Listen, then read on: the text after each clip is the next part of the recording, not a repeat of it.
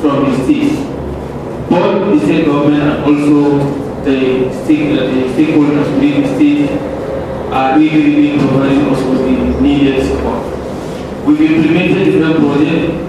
We've implemented one of the biggest cash transfer projects that Save the Children has ever implemented. We implemented here in Zamfara, in Anka, and also in Safin, where we reached out to about almost 40,000 beneficiaries. We provided them with cash transfers for almost 6 years. We've been implementing this project here. So it has made a tremendous impact, which most of us here can attest to that. We also implemented WIN project that is working to improve nutrition in northern Nigeria, which we also implemented for almost 5 years or 4 years or thereabout here in Zamfara. And we implemented different projects. Now the last one that we closed up in September, 30th of September, was SP, Expanding Social Protection for Inclusive Development, which is health social protection system strengthening. We've worked closely also with the state government and also with our partners, and we've achieved a tremendous success on that project by building the capacity of state government and also civil society organization on implementing or managing and implementing social protection programs in the state. And we also built some social protection policy and also the framework for implementation of social protection and also the legislation of social protection. We support the state government to develop that law, and then it has been passed into the legislative has approved it, and also the executive has approved it. And of course, we hope that the implementation plan for that legislation is being implemented. And we know that the civil society organization that are working on social protection, they are still here and they are still active, and we can see that even after the project ended, they continuously working around social protection intervention program. Now, as I said, Zamfara is one of our priorities for Save the Children. When that project ended in September, we spent like a month or so without any project being implemented. Oh, we have HF project that is being implemented in some of the local government. I think Google is also part of it, where we're implementing the humanitarian response project. And now, this is another new project. It's an education project. Education cannot wait. As you see, first emergency response project for the Northeast. So this project is going to be implemented for the next 1 year in the state. So this is our first stakeholder engagement, and then from here, after which we'll continuously the engagement will go to the field and also meet with the key stakeholders of the community. So thank you once again, thank you for coming, and we hope that this discussion is going to be fruitful, and also we'll be using what the outcomes of this meeting, and put it forward for our continuous engagement. Thank you once again.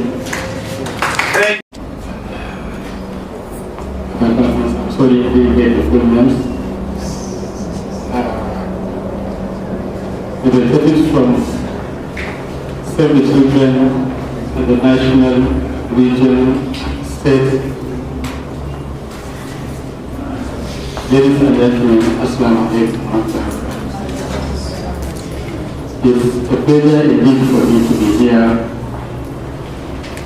for the first meeting of the Education Financial Aid program aimed at finding ways to continue the education of children who are affected by emergencies and during the emergencies.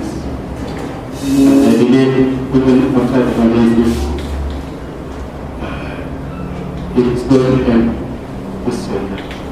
Certainly, this is a very important assignment, and every responsible leader will be happy with the associated. Like, it's well known that there are many large areas of the state is affected by insecurity, which has led people to leave their areas and settle or move to other places as refugees and displaced persons. And the most vulnerable people affected in this case are children who were impacted in schools, but now that education is disrupted. Now, this bill is really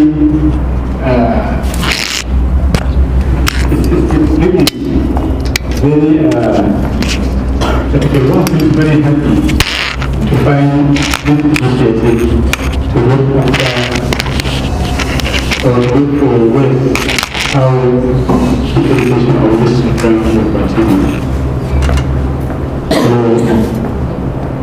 as this is the first meeting, I will not say much, because I'm sure there will be other engagements, but to once again thank Save the Children and all those who are partnering, and I wish them success in implementation of this project, and also assure you that we are going to do anything in our power to support this initiative so that our children can feel educated. I also wish to communicate this to other stakeholders, particularly my colleagues in the traditional institution and even the self-government. So thank you very much. Assalamu alaikum. Of his commitment, I've known His Royal Highness way back to 2016 when we implemented a project FHI 360 runner, which I know most of you have known. Then I was working with Teachers Registration Council of Nigeria. So I've been on that project and we've seen his commitment, his support, and the support of the government and people of our state. So it's not surprising that you see our Royal Father was here as early as possible. He's someone that is committed to whatever is ahead of him. We sincerely appreciate his support for that.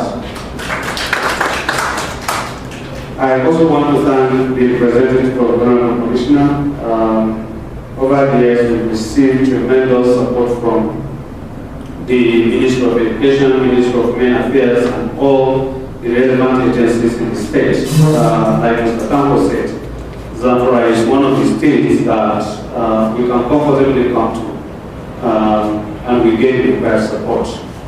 While we go through this presentation, one thing I want us to understand is this project is not like other projects that Mr. Tambo have talked about earlier and then other projects that happen. This is a project that intends to address the immediate needs of the children that are affected by the conflict. So I'll take us through just a brief background to how this project came about, and then we'll go into the overview of the project. So by way of background, February 16 to 17, 2023, Education Cannot Wait and Switzerland co-convened an ECW high-level financing conference with the government of Colombia, Germany, Niger, Norway, and South Sudan in Geneva. Now, the essence of that high-level financing conference was to advocate for funding by ECW. And ECW was established by the former Prime Minister of England, Gordon Brown, who founded this Education Cannot Wait. And the major focus of Education Cannot Wait is to strengthen children that are affected by conflict and other situations of violence. So they organized this conference, and then they reached out to save the children, to bring children from conflict-affected area. So we picked children from Yobe, the Speaker of the Yobe Children's Parliament, and then a girl champion from Yobe State. One thing that I said to children do usually, because we know girl child education in the north is challenging. And so one of the things we do is to identify among the members of the Children's Parliament a girl champion that will advocate for girl child education. So we identified these two children and they participated in that conference. Now, during the conference, they were speaking about their experience, their personal experience about the conflict in the Northeast. But at the end of their presentation, this is what they said. We are advocating for support to children in Northwest Nigeria who are facing attack on education. So they were not only looking at their own situation in the Northeast, but they also advocated for children in the Northwest. Now let me explain this. Most of us, or all of us, are aware that the conflict in the Northwest, government of Northeast, government of Nigeria declared a state of emergency, and that's why the quota system was activated. And that's why there's a response, from the United Nations Office of the Coordination of the Humanitarian Affairs. But the Northwest, government of Nigeria has not declared a state of emergency in the Northwest. And so the funding that is meant for humanitarian response only goes to countries and locations where state of emergency has been declared. And that's why these children had to advocate that even though the conflict in the Northwest has not been declared an emergency by the federal government, the children are suffering and they need that intervention. Now, in March this year, the Federal Ministry of Education and Education Emergencies Working Group hosted the stopping mission from Education Cannot Wait, which was led by the Executive Director, Yasmin Sharif. They visited Nigeria to see what the funding they are giving in Northeast and the impact it's making.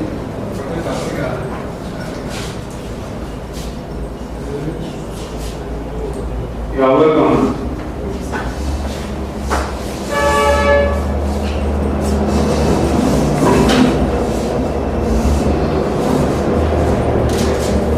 Thank you. So, the scoping mission was led by the Executive Director of ECW, Yasmin Sharif, and we had an engagement with them. They visited the Northeast. And at the time they came, there was this attack in Kaduna, in Kuriga. The attack happened like 3 or 4 days before they came. They almost cancelled their trip. But we had to, give them hope that nothing will happen even when they come, because they cancelled about 3 trips because of attacks. So when they came, we also brought up issue of the children in the Northwest. And immediately, Yasmin Sharif approved that the first emergency response for Northwest be activated. That was where the discussion around this funding started. Next slide. Next slide. Now, ECW has 3 windows of funding. The first window is the first emergency response, and the first emergency response window supports an immediate and rapid response to education needs in sudden onset emergencies and in escalating crisis. So usually what ECW does, if there's an emergency, they usually like 1 week come up with an immediate response plan and then they give you a little funding to start supporting the emergency response while you plan for more funding. So the first emergency response programs also aim to protect and promote the well-being of girls, boys, and adolescent children. So that's the first window. The second window is multi-year resilience program. The multi-year resilience program window invests in countries affected by conflict and protracted crisis. ECW multi-year resilience program facilitates joint humanitarian and development, multi-year programming, and financing. This supports more collaborative education responses, shifting the focus to joint analysis, multi-year planning, and joint programming. Now, the multi-year resilience tries to incorporate humanitarian and development, bringing them together. We move away from the humanitarian response and then look for a more sustainable support to ensure that the children that are affected by the crisis are given more sustainable access to quality education. And that's why it's called multi-year resilience. So it's more than a year. And then they focus on building resilience, among the children, their teachers, and their families. And then the third window of opportunity is acceleration facility. The acceleration facility supports strategic initiatives which tackle systemic barriers to quality education and catalyze advancements in the education in emergencies and protracted crisis ecosystems. So maybe during the course of implementing the multi-year resilience program, we noticed a systemic system which has not been covered by the multi-year resilience.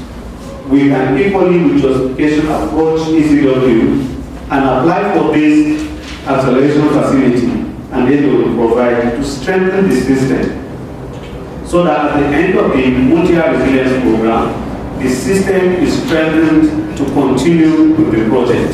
So these are the three windows of funding opportunity. And the funding they gave us now is the first emergency response. And that one is usually 1 year.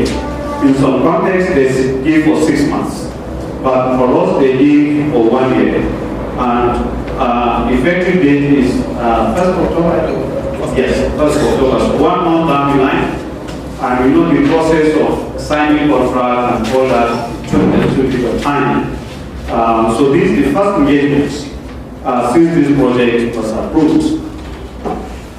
The title of the project is Education Cannot Wait, First Emergency Response Project for Northwest Nigeria. The donor is Education Cannot Wait, and the consortium is being led by Save the Children International, and we'll be working together with Gold Prime Organization of Nigeria. That's why we have also our colleague from Gold Prime Organization in Nigeria. This is a national partner, and I'm happy that we have a lot of national partners seated here. Part of the work we're doing is to also strengthen coalition among the national partners, because the issue around emergency response is not something that one organization can do.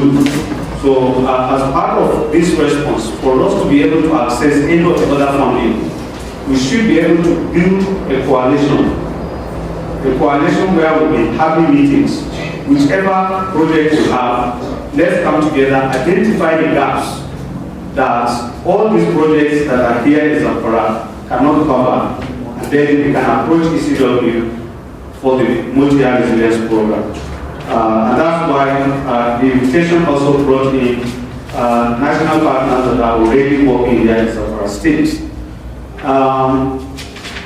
The sector is education, but again, there are other cross-cutting thematic areas. Because education cannot stand alone in such situation. So we need areas like protection, we need areas like water, sanitation, and hygiene. We need, in some situations, we need shelter. Issue of climate change also exacerbates the crisis. And then gender, disability, inclusion, and safeguarding. So we make sure that where appropriate, depending on the location and the school selected, this thematic, it may not be everything these thematic areas will apply in all locations, but also depending on the location and the needs in those locations will determine which of these thematic areas we work with. Like I said, the duration is 12 months, and then the locations in Zamfara State, we have Anka and Bungudu local government areas. These are two local governments, and then in Kaduna we have Chukun and Igabi local government, and then Katsina we have Mashi and Musawa local government areas. So these are the 3 states in the northwest, and then the 3 local governments. The 2 local governments each. The goal of this intervention is to increase access to equitable, safe, protective, and inclusive learning opportunities for 137,245 children, including adolescent girls and boys with disabilities in the most affected local government of these 3 states. Now, why are we looking at equitable, safe, protective, and inclusive learning? Because we are trying to look at the most vulnerable children, those that have been affected most by this crisis. That's the ones we are going to focus on. Yes. So, what are the 3 outcomes of this project? The first outcome is to address access to learning opportunities and strengthen capacities of teachers to support education in an emergency context, while promoting safe school actions. Conflict-affected girls and boys, adolescents, and those with disability have increased access to inclusive, quality, and conflict-sensitive education in a safe learning environment to enhance their resilience. Now, the crisis, especially the children that have been affected by this crisis, if we go by the normal approach of teaching and learning, some of them may not understand because of the trauma of their experience. And that's why you see I highlighted education in emergencies. So there's going to be a lot of training as part of the sustainability for this project. We know that this project is just 1 year. We will train and build capacity of teachers, build capacity of the children themselves, the community leaders, parents, to ensure that, and even civil society organizations within the states, to ensure sustainability. We may not immediately get the multi-resilience, but I want to assure you that we'll push to make sure that we get it. But before then, we should be able to build capacity of people that will continue with this activity while we are sourcing for more funding to support, these children. The second outcome is to address protection concerns arising from the crisis for girls, boys, and their families. Hence, conflict-affected girls and boys, including those with disability and their families, receive quality, preventive, and gender-responsive child protection services in the crisis-affected areas. So if we look at this particular outcome, aside from the protection, we are looking at gender, we are looking at inclusivity, and then so they are the ones that will lead the coordination. And remember I said earlier that we establish a coordination meeting in this case, which will be led by the State Ministry of Education. Our team, after this engagement, will come to you and then start the conversation. We'll go to the communities for community-based engagements to ensure that wherever we are having this project, every stakeholder is informed about the impact we are making, about the challenges we are experiencing, and we can only have those information when we have that coordination meeting. So our colleagues will be coming to you to ensure that we establish, and then we bring all partners that are implementing education in the state to be able to be part of this, so that we get information around the implementation of the project, not only this particular project, but whatever project they have, because that's the only way we can identify the gaps that exist. If our friend here is implementing education maybe in another local government, and there's a high level challenge on children, especially children that are affected by this conflict. We may be in 2 LGAs. We may not know of the other LGAs. So by bringing those partners together, they'll be able to give us information. Those are the information we collect and then approach ECW for a more funding to also reach out to more local governments in the states. Next slide.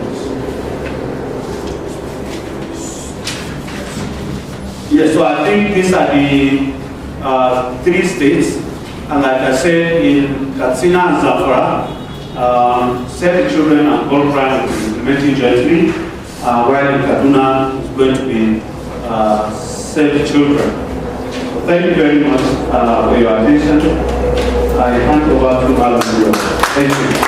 Duties of each stakeholder here and the support required to implement the short projects. As we get to hear the overview, we'll get to understand how the duration of the project, which emphasizes why we should fix the ground running so that we're able to keep to the timeline approved by the government. Thank you. Some of the interventions by SAI, but I believe there are other different interventions that when we look based on them, there will be a sort of complementarity on how to move this forward. Some of them were some of the laws passed and assented to, and other policies. Recently, the state government has signed the gender policy and reviewed the social protection policy and including the implementation framework of these 2 key policies. Apart from having the social protection laws that are centered on that of disability and child protection, where I'm going is that this project or program has to look into these policies and other sector policies that are working towards education, since we have the state government has declared state of emergency in education. While trying to identify stakeholders, I believe these interventions, though they are policies and laws, they will be part of what we can able to open for the sustainability drive of this program. When we go back to our royal fathers, the religious and traditional institutions, not only in education, but for any intervention. That is our culture, they are the key stakeholders, and it is my appeal to His Royal Highness, the Emir of Obodo, who has been partnering with SCI and other development partners in almost all interventions across the board. From 2011, as Madam has said, there were so many programs, interventions, laws, and policies. He was part of the key stakeholders that contributed to ensure the attainment of this. And while discussing with him this morning, even before he invited the partners, he was even worried about the participation from maybe the Ministry of Education and other people. And His Royal Highness there and then promised to even share the content of today's program with His Excellency, the governors of our state.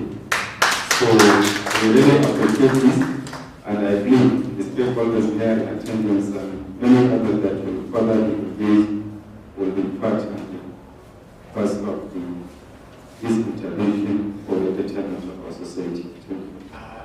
Areas that we should have taken before anyone comes to interview. All these years that we have had insecurity and displacement of people, we should have taken steps to ensure that at least only little impact is made on the continuing education of our children who are before anybody comes to us. So, secondly, we found out that while this program lasts, we see so much positives. We see so much progress where in areas targeted. But then, after the program went, we find little effort is made even to sustain in areas where it has taken place. talk less of expanding it for the benefit of people who need it in other areas where this program has not affected. Despite the fact that we have got people who have got the requisite training in the area, and a number of them, we have got an adequate number that could even work in other parts like the program and first. So these are the two areas of concern with.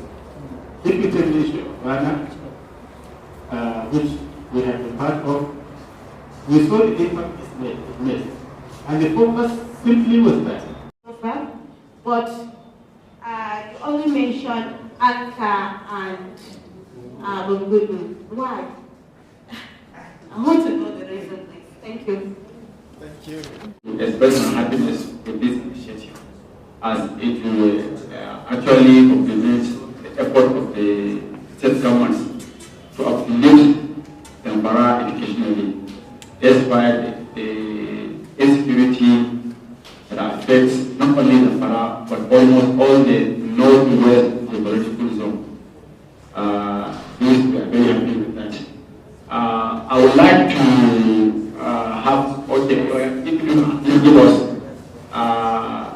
the program of events or what you have planned for the state in this year and beyond, so that the ministry can go through it and see this will help the ministry to easily intervene for stability when the program runs out. Thank you. Thank you, sir. 2-3 entities. Now, join the two together.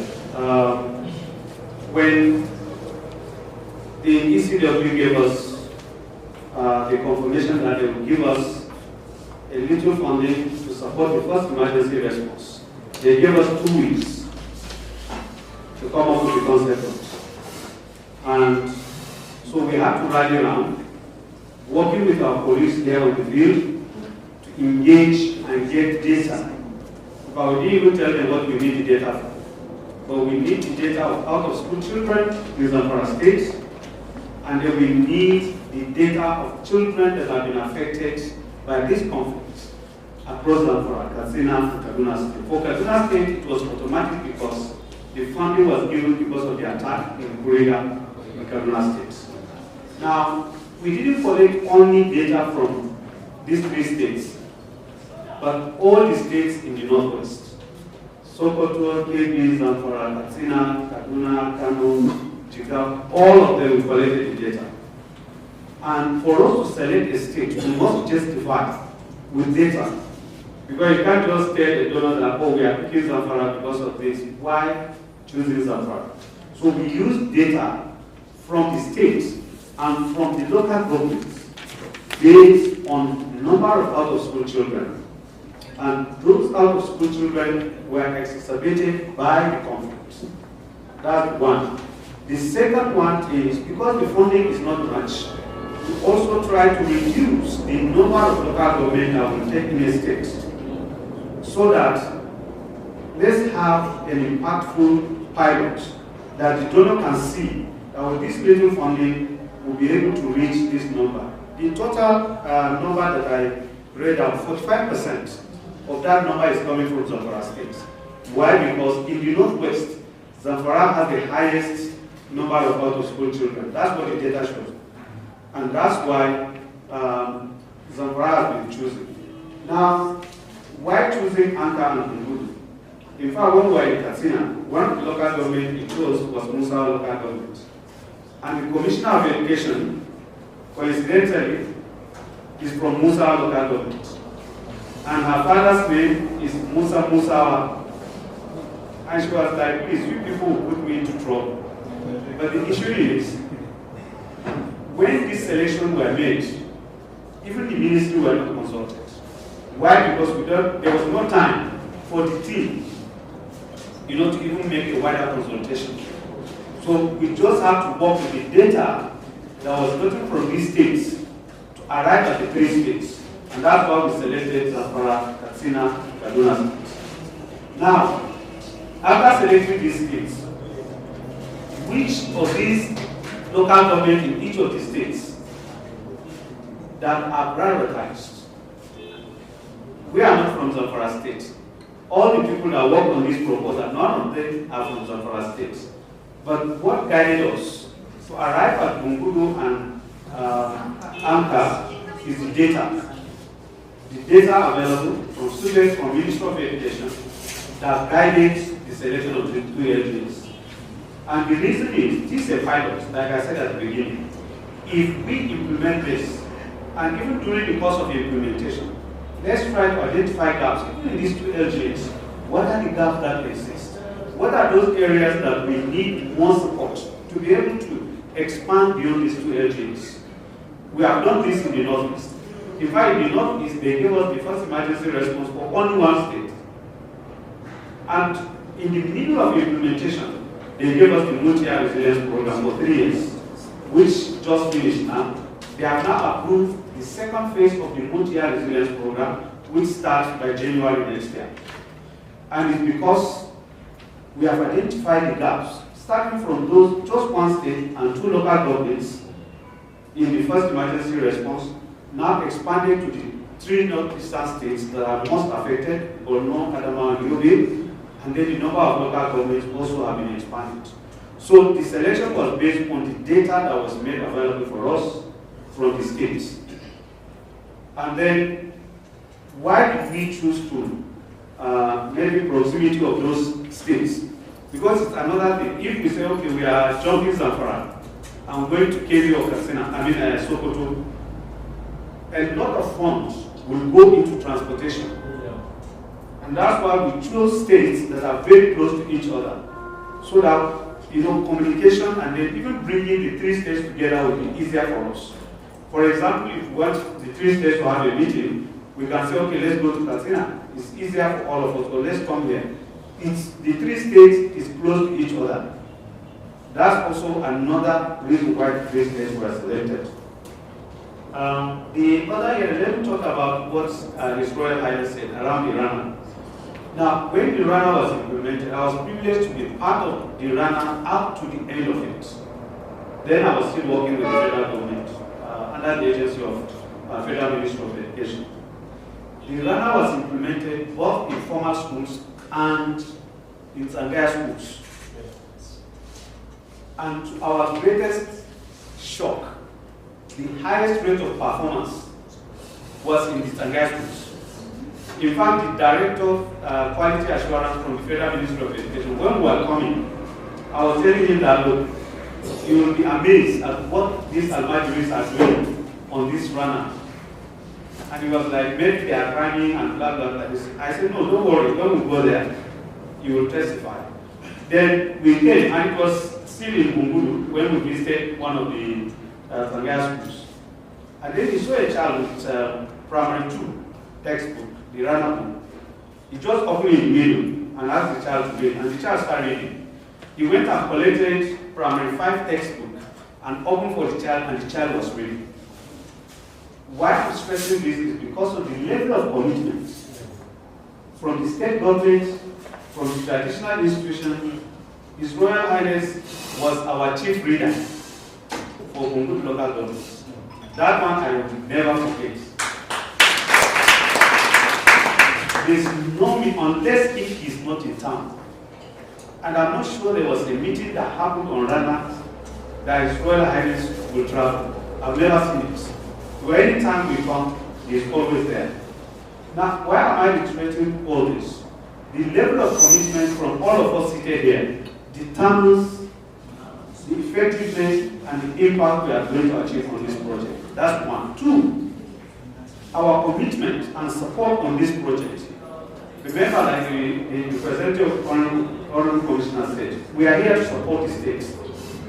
We don't know these local governments. For Bungudu, I can say yes. I've been to Bungudu, I know quite a number of them. I've never been to Anka. Neither are my colleagues maybe, but you know those places better than them. Our commitment, our support towards this project will determine the kind of impact we are going to make. Now, the facilitators we are going to select, a lot have been said about sustainability. This is a 1-year project. And in the wisdom of those that designed the proposal, what are the immediate sustainability measures we can put into this project That's why we look at capacity building. Capacity building of personnel that are on payroll of government. Once we do that, and we will not do it only maybe for the teachers, but even for the education managers. In the SUPEP, I know we have supervisors, those in quality assurance. Those are the kind of people who have to build their capacity. Because sometimes we can recruit volunteer teachers, maybe where there are no teachers. You are the ones that will lead the recruitment of these teachers. Because we cannot go there and monitor them. But if you are the one that recruits, you have local education authority, you have people that are in charge of various districts or the primary schools. They will be able to monitor these teachers and ensure they are doing the right thing. Those are some of the sustainability structure we put in for this just 1 year. Now, if we are lucky to have access to the multi-year resilience program, the design of the multi-year resilience program is different from this one. This MYRP will bring the commissioners of education, the SUBE chairman, representative of traditional rulers to the design. From day one, we'll design the proposal together, identify the gaps, jointly. Every state you will come with your own, data, you come with your own, assessment reports that you have from any source. Just bring them so that when we are deciding on the local government we are going to, it's not the people that are leading, but the state will sit down and say, look, these are the data we have, these are the local governments that have the highest number of needs, then we are going to these states. Local government. And then we agree also on what are the educational needs. We identify, is it access? Is it infrastructure? What are those things that we really need to address? Those will also be discussed. By the time we have that, you'll discover that the 3-4 years funding that we get will be able to address most of the issues that we come up with. So that's how the multi-year resilience program is being designed. But for the 1 year design, they always give, in fact, this one they even give us good time, 2 weeks. Mostly they'll give you 1 week. Just submit the concept notes. What are the challenges?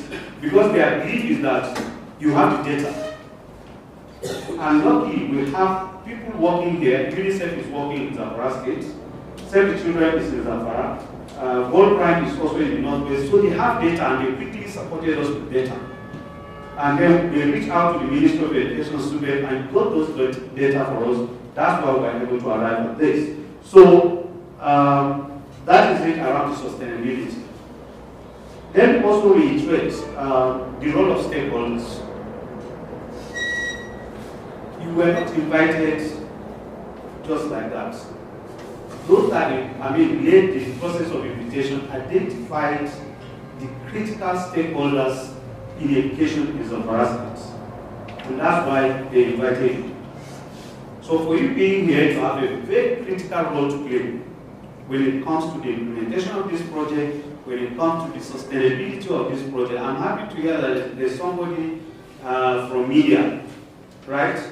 Media plays a very critical role when it comes to sustainability of these kind of projects. Sometimes, even with local governments that we want to implement, people may not know.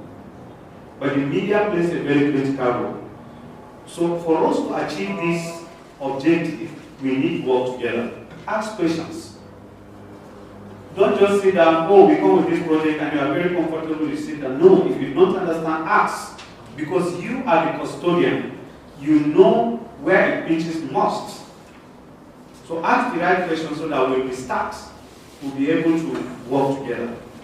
This is just the initial engagement. The proper project launch, where the project document, because there's the representative of the Honorable Commissioner asked about the project document.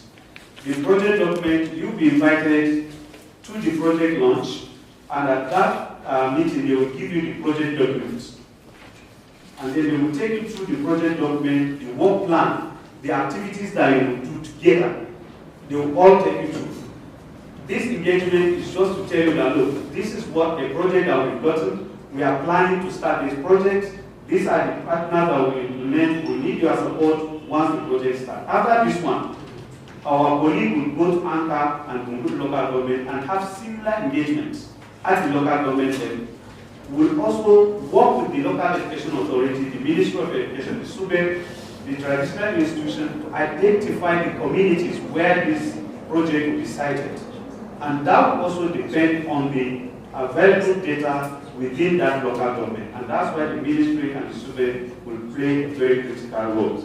So the document will be made available so when you come to the, because the people that have the whole project document, they are the ones that will take you through what the project is all about, your role, in fact, in monitoring and evaluating this project. At what point do you need to go and monitor and all that? They will take you through and then they give you the document at that meeting. I think it's happening in the first week of December.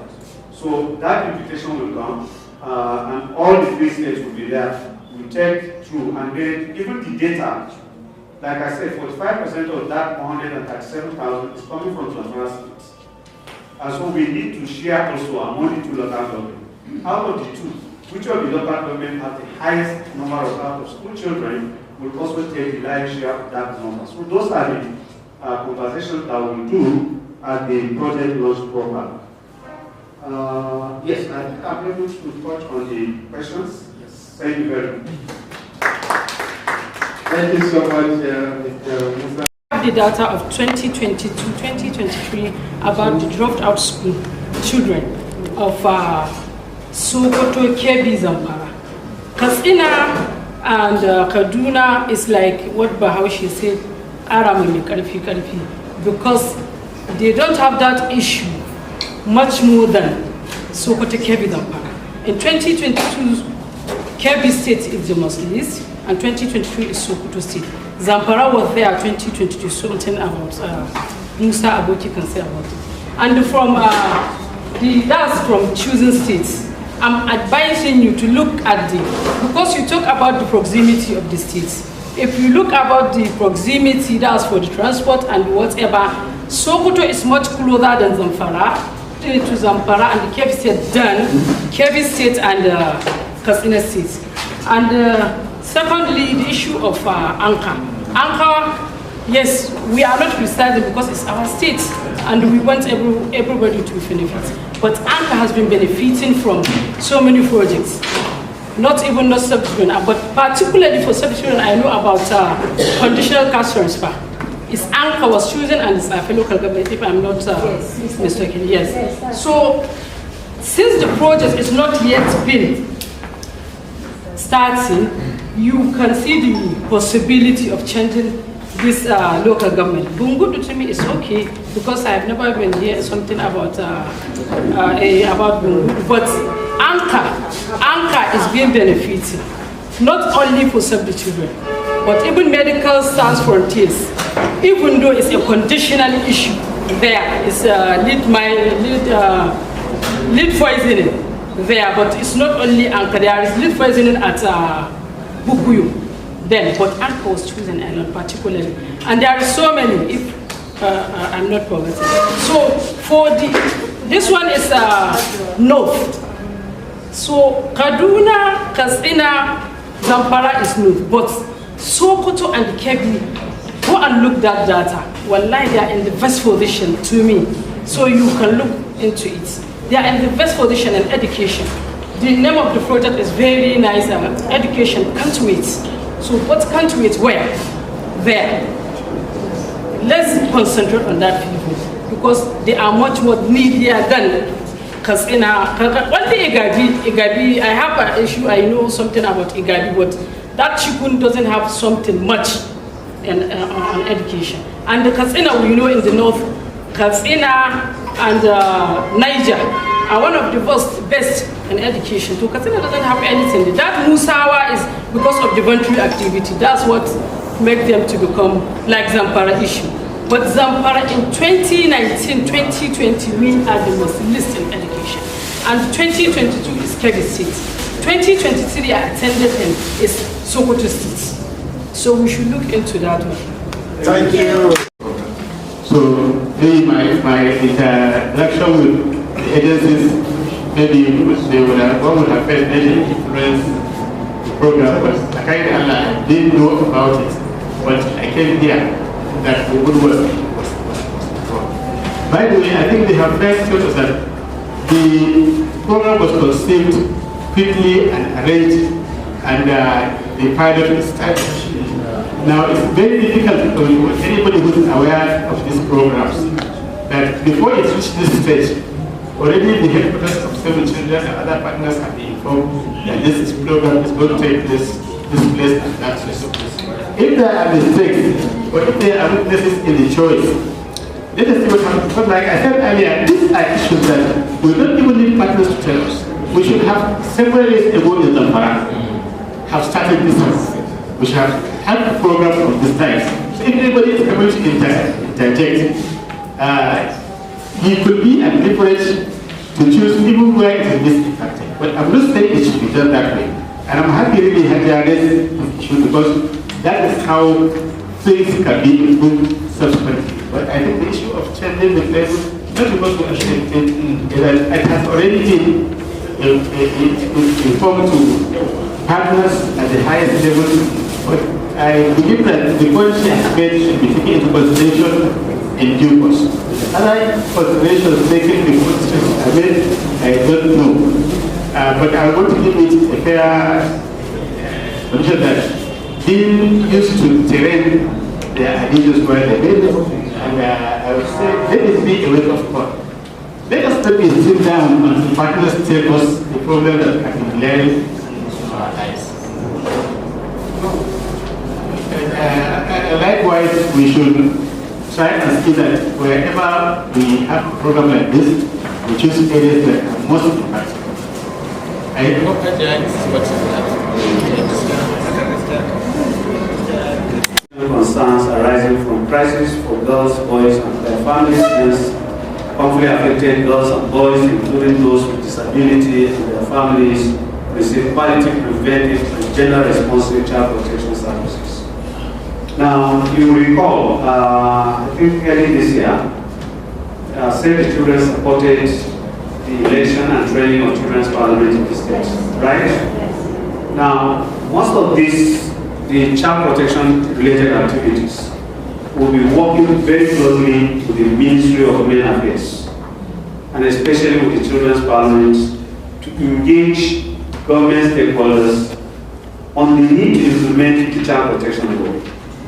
I remember, I think Oga have talked about the policies that have been domesticated in the states. Child protection law is one of the policies that this particular project will take up very seriously. And the Ministry of Women Affairs will be leading on, and that's why the Jan is here. If you recall, she was the one that led the election of the Children's Parliament. So a lot that we'll do together with the Ministry of Women Affairs. Child-led advocacy makes greater impacts. I can go and talk and talk and talk. People may not listen to me.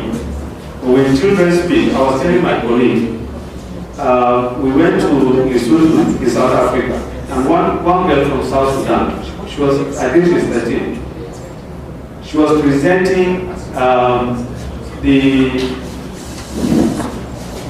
their memo to the African Committee of Experts on the Right and Welfare of Children.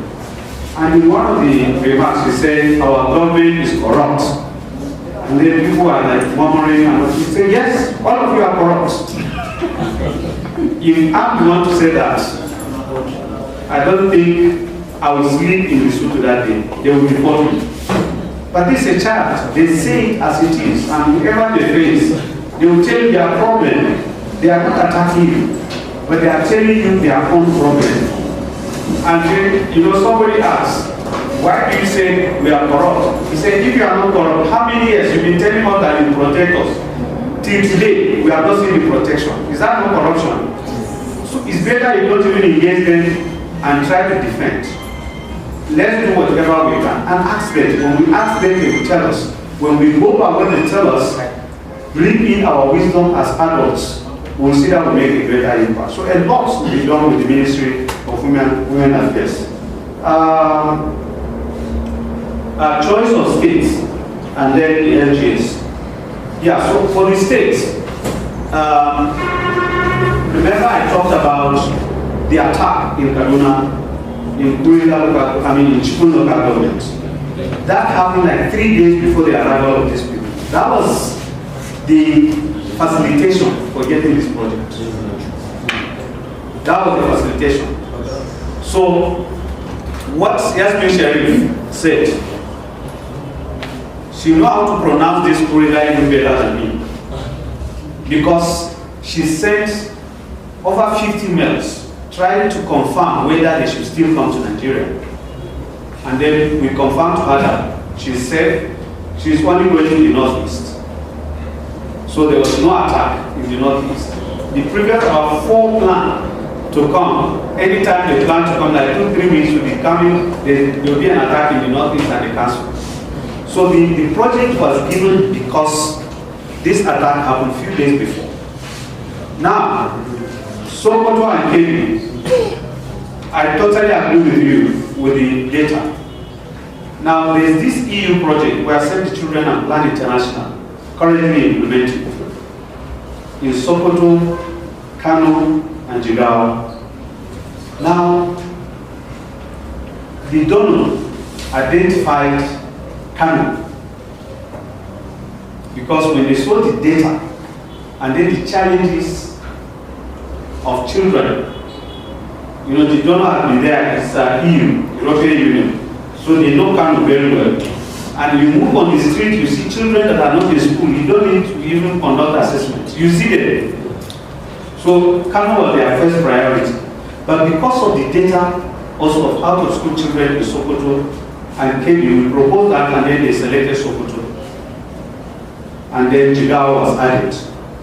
So one partner is currently implementing in Sokoto, while Save the Children and Plan International. So Plan International are one partner in Sokoto, Save the Children, one national partner, and Plan International implementing in Kano and Jigawa. So how this selection came about is in the Northwest today, in the Northwest, the data they have, the highest rate of attack is in Zamfara State. That's the data that is out there. That's what also led to the choice of Zamfara State in this axis of the Northwest. And then Katsina's choice was because Katsina is the closest between Zamfara and Kaduna compared to the data.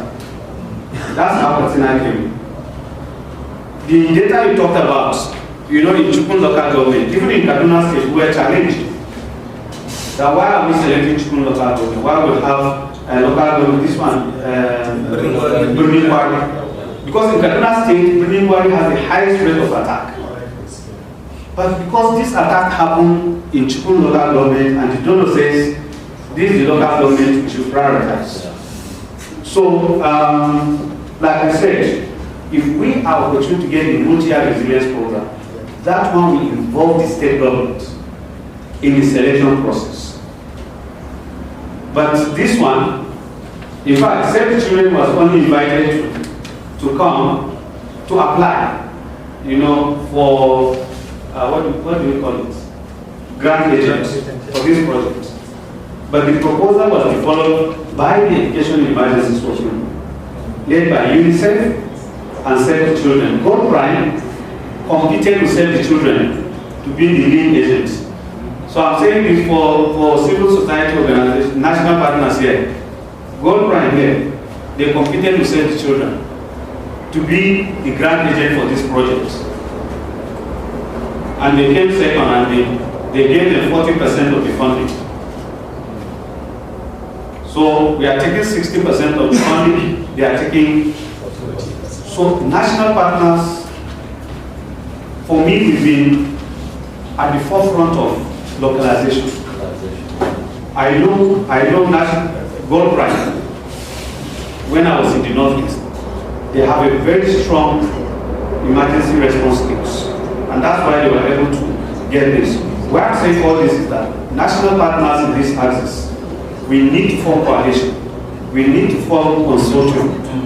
Once there's an opportunity, form consortium and approach it, you get funding. So this one, we'll be discussing that when we start this coordination. But on the selection of the state and local government, as the state we are now, it's not possible to change the local government and the state because it has been even for safety children. We're not the ones that selected the local governments, the state and the local government. If the education in emergencies working group led by UNICEF and Save the Children, the coordinators are not here, and representative of God Prime and Save the Children. And I think Bernard, you were there. So they were there. They now presented, the education emergencies working group presented the data they have based on this selection, and then we arrived at these 2 local governments in the states. So that is where we are based on this first emergency. And I remember I said it's just 12 months. And 12 months response, when you waste time on, if we had engaged the state government at the beginning, by now we should have finished the proposal. Because I know what it takes when we are developing multi-year resilience program. It takes more than 6 months for us to finalize with the states. Because we bring the representative of the state, Ministry of Education, SUBEC, and then other relevant stakeholders. We sit down together, you as a state, go and agree, come and then present. There are a lot of situations where the state present and they will say, provide the relevant data, the data is not there, then we bring the data until we have evidence of the done. So, my appeal is, this has been approved with this LGS by the Education and Emergencies Working Group. In fact, like I said, the Commissioner of Education in Katsina State, when she saw Musa local government, she said, you people want to put me in trouble. And I know His Royal Highness, the same thing, is feeling, people may think, you know, he never knew which local government. It's just this morning that when we gave him the document, he now saw that we put him one of the local government. So the selections were done by the Education and Emergencies Working Group with the Federal Ministry of Education based on the data available to them, and then taking cue from Kaduna State that has been selected as the prime state for this funding.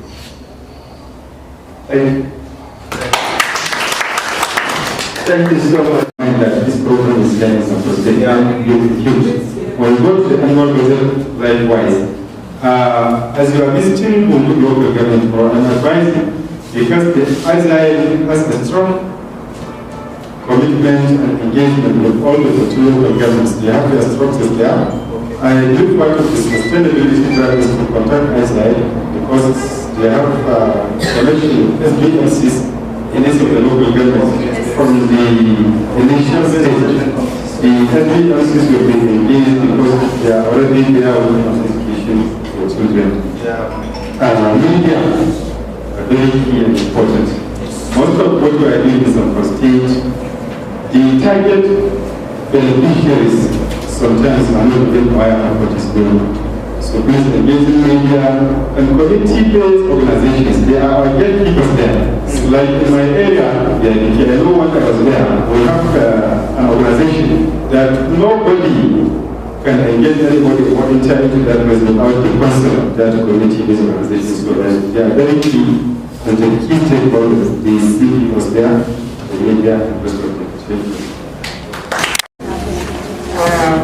organizers of this program and all the distinguished highly persons present. Good afternoon all.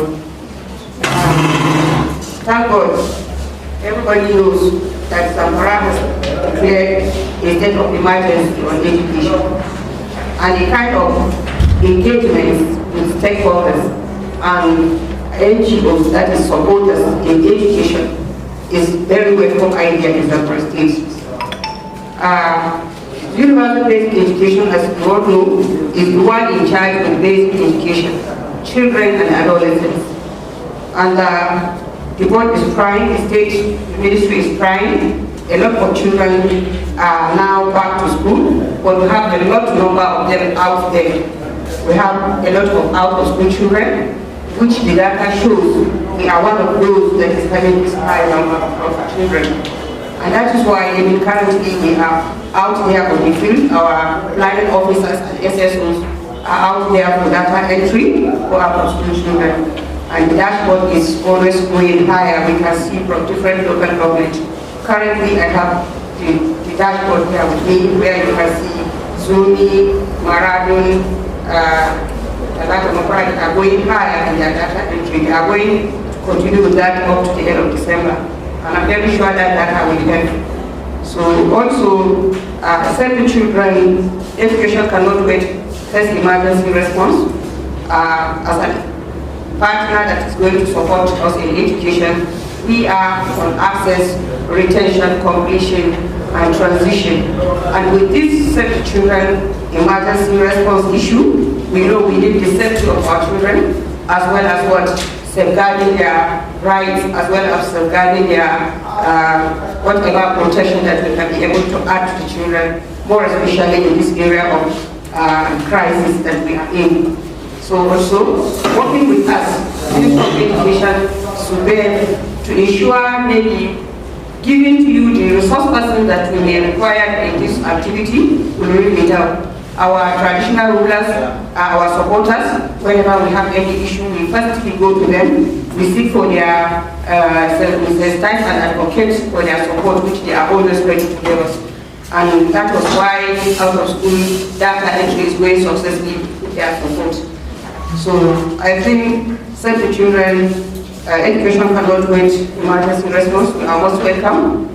And whatever you need from us is going to be collaborating with, because we really need the support. Thank you very much. Ga mai biredi TV, mai biredi TV, ga mai biredi TV, faɗakarwa nishaɗi, sai mai biredi TV. Gagara gasa online TV, mai biredi TV. Gidan TV mai faɗakarwa tare da nishaɗantarwa.